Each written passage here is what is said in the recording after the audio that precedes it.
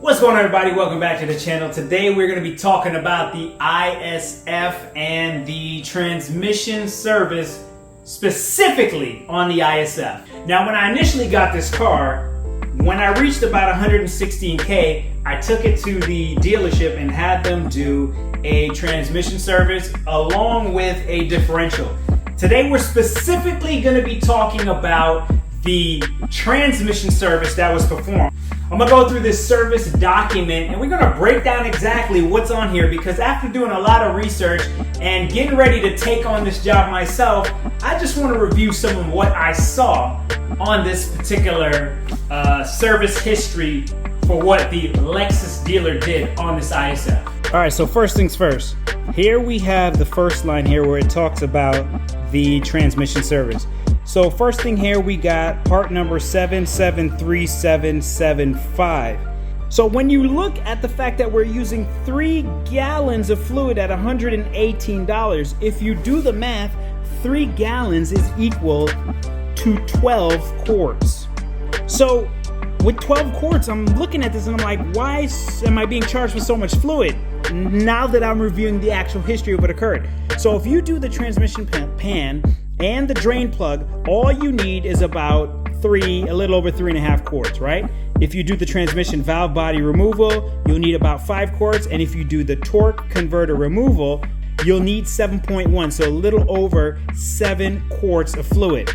So then the question is, why in the world am I being charged for 12 quarts, okay? As you can see here, the price on this is, it's a 3-gallon part number at $118. Why am I paying $118 for more fluid than I need? When I looked up this part number, this is actually a Valvoline fluid. So the question then becomes, if I'm paying the dealer to do service, does that automatically mean that the OEM fluid is being sourced from Valvoline? A lot of the research I found is that this product is being produced by ExxonMobil. So I'm not quite sure, because right over there I purchased the fluid that I need, which is the specific fluid for this vehicle, Toyota fluid, OEM fluid. The question is, where's it coming from? So if they're using Valvoline, why am I paying for something that may not be OEM? Not sure. I don't know if anybody can validate where the fluid is actually coming from. But looking a little further here, so the question is, if this is just fluid, as I looked on this service record here, there's nothing on here that talks about literally nothing, okay? There's nothing on here that talks about the actual filter that's needed, all right? So let's take a look at what you actually need to get this job done. All right, so here we've got the Beck-Arnley filter here. This is the filter that you're supposed to change. Now, when I look at that service record, unless I'm missing something, it could almost imply that the filter was never changed. So here's the filter right here. This is it. I don't know until I get in there and see what's in there, but did they actually change the filter? Did they change the gasket? I'm unsure. Then down there we've got a plug, and then we've got the fluid, which we just kind of discussed the whole deal with the fluid. Where's it coming from? Who's the source of this fluid? Yet still they're using Valvoline. I'm a little bit conflicted. So just want to share this information. Again, looking at the process to actually get this done. There it is right there, so you can read it. These are the manufacturer specs, right, for how much fluid is needed.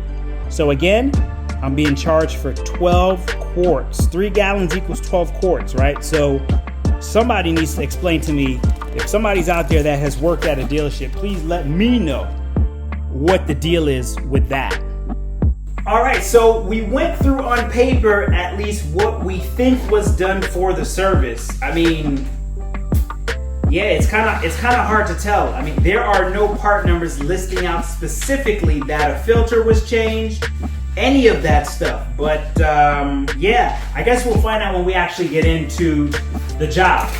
But overall, you know, we've gone through the whole debate about the fluid, and actually a while back I had looked up this whole fluid change ordeal, and not really understanding what was involved, I had taken it to the dealer, which is why I had that information from the dealership.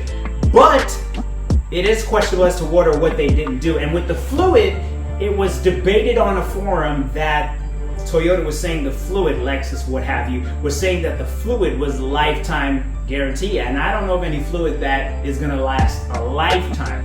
So it's best that you just maintain the vehicle the way that you've always known to maintain vehicles, which is to change the fluids regularly. So we're gonna get the fluids changed on this ISF. We'll see what we find out once we start undoing some of the bolts and getting in there to see, did the dealer actually do the job the way that you would expect them to do? You know, sometimes people can be a little leery about paying for service that you're not receiving because there's really no way to verify what has been done unless you undo what they did, or you're physically out there on the shop floor watching and seeing what's happening. And most of us are not allowed to see the work while it's being done in a dealer facility unless you're at a independent shop. With that said, we're gonna change this fluid and see what we find out.